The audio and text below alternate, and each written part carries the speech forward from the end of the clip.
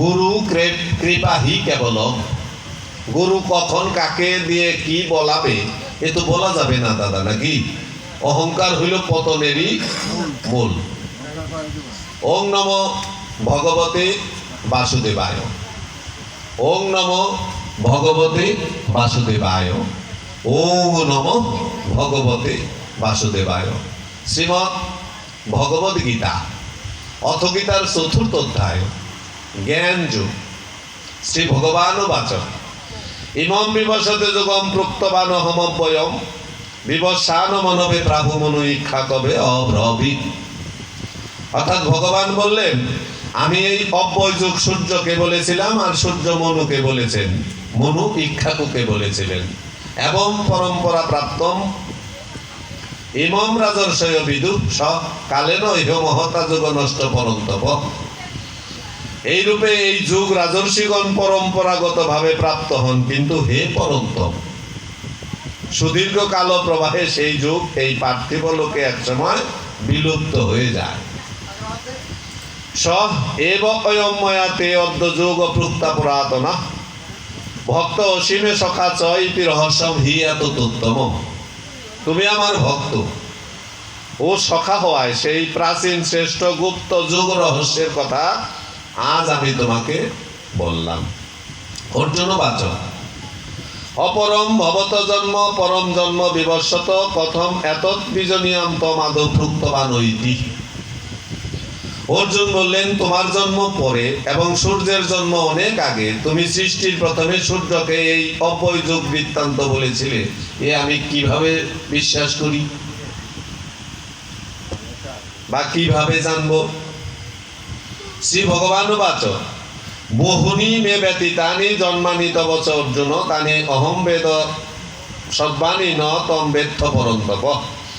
শ্রী ভগবান বললেন, হে অর্জুন, আমার এবং তোমার বহু জন্ম অতীত হয়ে গেছে। হে পরন্তপ, সেসব জন্মের কথা তুমি জানো না, আমি জানি। অজ অপি সন অব্যয়াত্মা ভূতানাম ঈশ্বরম অপি সন প্রকৃতিম সাম অধিষ্ঠায় সম্ভবামি আত্মমায়য়া। অর্থাৎ আমি জন্মরহিত অবিনাশী আত্মা। কি বলছে? আমি জন্মরহিত, আমি জন্মকে রোধ করতে পারি।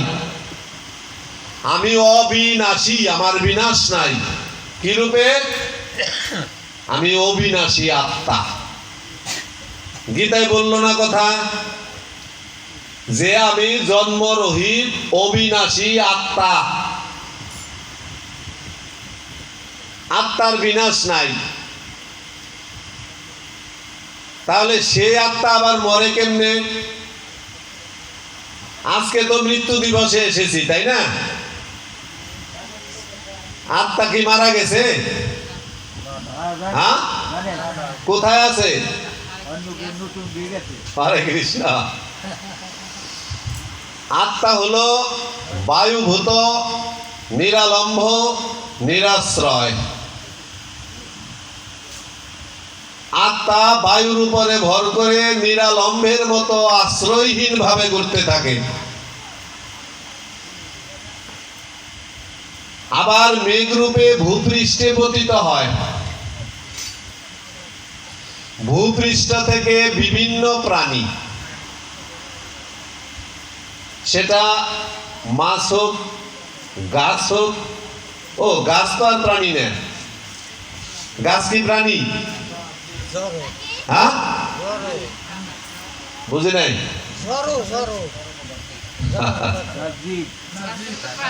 গাছেরও জীবন আছে। যে কোনো জীব মাটি থেকে এটা নিজে গ্রহণ করে নেয়, শক্তি অর্জন করে। কোথা থেকে?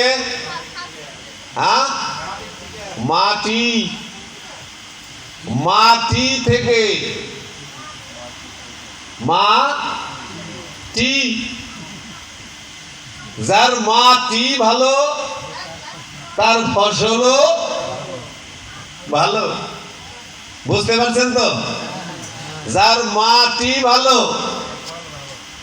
যার ওই মাটি ভালো, তার এই ফসল ভালো। যার মাটি ভালো না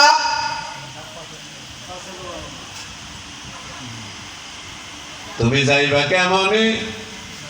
ওরে বলছি যাইবি কোনখানে? ধরা পইরা গেছো তুমি রঙিলা জালে, তুমি রঙিলা জালে। ধরেছিল কার রাডারে? লালন সাইজি। ধরেছিল কার রাডারে? ভবা পাগলা, ভারত ফকির, পাঁচু পাগলা, এরকম কিছু পাগল প্রকৃতির যারা ছিল তাদের রাডারে ধরা পড়েছে তিনি কোথায়। আর কবির রাডারে ধরা পড়েছে তিনি বলেছে তুমি কোথায় আছো। যখন প্রশ্ন করেছে তুমি কোথায় আছো, তার বিপক্ষের একটা প্রশ্ন করেছে তার আগে তুমি বলো সে কোথায় নাই। তিনি আছে অনলে অনিলে চির নভুমিলি, ভূধর সলিলে গণে। আছে পিটপিলতায় জলদের গায়ে, শশী তারকায় তপনী। পৃথিবীতে মোট কথা পৃথিবীতে তিলার্ধ পরিমাণ জায়গাও নাই যেখানে তিনি, পৃথিবীতে তিলার্ধ পরিমাণ জায়গাও নাই যেখানে তিনি নাই। যে আত্মা অবিনাশী, যে আত্মা মৃত্যু হয় না, যে আত্মার জন্ম হয় না, সেই আত্মাকে মন্ত্রপুত করিয়া স্বর্গে পাঠাই কোন অধিকারী? যায়? যায় না। মহাভারতের স্বর্গারোহণ পর্বে গিয়ে দেখা গেল পঞ্চ পাণ্ডব দ্রৌপদীকে সাথে নিয়ে পায়ে হেঁটে সশরীরে স্বর্গের পথে যাত্রা করেছিল। স্বর্গটা কোথায়? হরদ্বারের পরে থেকে হিমালয় পর্বত পর্যন্ত এই অংশটুকু বলা হয় স্বর্গ। আর রাজা হরিশ্চন্দ্রও সেখানে গিয়ে কিসের কাজ নিয়েছিল? হরে কৃষ্ণ। আর সেই হরিশ্চন্দ্রের শ্মশানে গিয়ে শৈব্যা কুলে করে নিয়েছিল কাকে? বলিয়ারি চিনে না বাবা, মাও পরিচয় দেয় না। মরা কি এমনি পুরাবে? সব দেহকে এমনি সৎকার করবে? তার দক্ষিণা দিতে হবে না? দিবে কোথা থেকে? বিশাল রাজকুচ দান করে দিয়েছে, নিজেকে বিক্রি করেছে দক্ষিণা দেওয়ার জন্য, তবু হয় নাই। শৈব্যাকে বিক্রি করেও হয় নাই, অবশেষে তার পুত্রকে পর্যন্ত বিক্রি করা হয়েছে। হলো আমাদের সনাতন শিক্ষা। ছোট মোটো কথা। আমার সনাতন এজন্যই চিরন্তন। পৃথিবীতে যত ধর্ম আছে, এই ধর্মের উপরে যতগুলো গ্লানি এসেছে, একমাত্র সনাতন ধর্মই টিকে আছে সেই আদি থেকে বর্তমান অবধি। কেননা এর প্রত্যেকটা কথাই শিক্ষণীয়। আমরা বুঝলাম না, এই কথাগুলি বোঝানোর জন্য এসেছিলেন আমার গৌর হরি। এসেছিলেন তিনি পাণ্ডিত্য নিয়ে, নিজে জ্ঞান অর্জন করে জগৎ জীবকে জ্ঞানের প্রদীপ প্রজ্বলিত করার জন্য এসে দাঁড়িয়েছিলেন। কোথায় দাঁড়িয়েছিলেন জানেন? মূর্খের কাছে হরি কথা কৃষ্ণ কথা সহজে বলা যায়, কিন্তু একটা জ্ঞানী, একটা কৃষ্ণ ভক্ত শুদ্ধাচারী পূর্ণ বৈষ্ণব, যে নাকি শাস্ত্রজ্ঞ, শাস্ত্র সম্বন্ধে যার বিশেষ জ্ঞান আছে, তার সামনে হরি কথা কৃষ্ণ কথা বলাটা অত্যন্ত কঠিন। সেরকম একটা জায়গা আমার গৌর হরি বেছে নিয়েছিলেন, সেটা হলো নদিয়া নবদ্বীপের শান্তিপুর। শ্রীধাম নবদ্বীপে সেখানে তৎকালীন সময়ে ছিল পণ্ডিতদের আখড়া। এই পণ্ডিতদের আকড়ার মাঝে শ্রীমন মহাপ্রভু আমার 1-2 করে 4-4টি টুল খুলেছিল। কেন কেন এসেছিলেন তিনি? কি কারণে? ভগবান কেন আসেন? অবতার রূপে ধরায় কেন নেমে আসেন? এই কথা গীতার 4th অধ্যায়ের 7 এবং 8 নম্বর শ্লোকে বলে গেলেন, যদা যদা হি ধর্মস্য গ্লানির ভবতি ভারত অভ্যুত্থানম অধর্মস্য তদাত্মানাং সৃজামি হম পরিত্রাণায় সাধুনাম বিনাশায় চ দুষ্কৃতাম ধর্ম সংস্থাপনার্থায় সম্ভবামি যুগে যুগে। যুগে যুগে ভগবান অবতার রূপে অবতরণ করে পৃথিবীতে আসেন। কলিতে তো আমার গৌর হরি ভগবান নাকি? কি দাদা, ডাক্তার দাদা? গৌরাঙ্গ মহাপ্রভু কলির ভগবান না? গীতা যদি সত্য হয়, গীতা যদি আমাদের দলিল হয়, গীতা যদি বিজ্ঞান হয়, দর্শন হয়, ধর্মগ্রন্থ হয়, গীতা যদি ভগবানের মুখনিসৃত বাণী হয়, সেই গীতার 4th অধ্যায়ের 7 এবং 8 নম্বর শ্লোকে যে বলে গেলেন, সেই শ্লোকের অর্থ অনুসারে গৌরাঙ্গ মহাপ্রভু কি অবিচার পেয়েছিলেন, কি অনাচার পেয়েছিলেন যে তিনি ধরায় আগমন করলেন? নিশ্চয়ই কোন অবিচার ছিল, অনিয়ম ছিল, দুরাচার ছিল, অনাচার ছিল। কি সেটা? সেটা খুঁজতে গিয়ে তিনি পেয়েছেন, সর্বপ্রথমে পেয়েছেন সূচি আর অসুচি। সূচি অসুচি আমরা বুঝি না। একটা মানুষ মারা গেলে কি হয়? হ্যাঁ, হরে কৃষ্ণ।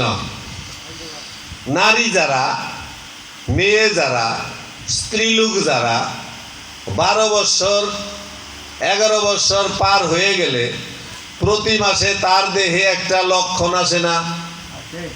সেটা কি সূচি না অসুচি? হ্যাঁ, সেটা অসুচি, তাই তো মাসি নাকি? অসুচি হয় দেখেই তো সন্ধ্যাবেলা প্রদীপ ধরায় না, না মিথ্যা কথা বললাম?